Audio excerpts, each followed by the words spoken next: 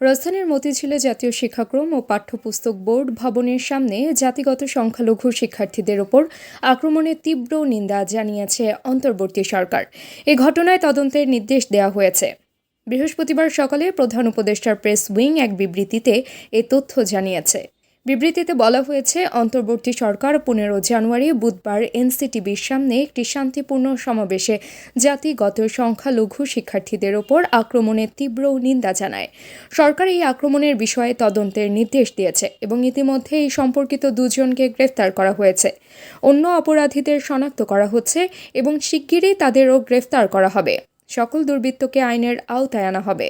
এতে আরও বলা হয়, জুলাই মাসের গণ অভ্যুত্থানের প্রকৃত চেতনায় উদ্বুদ্ধ হয়ে সরকার স্পষ্ট ভাষায় পুনর্ব্যক্ত করে যে বাংলাদেশে গণসহিংসতা, জাতিগত ঘৃণা এবং অন্ধবিশ্বাসের স্থান নেই।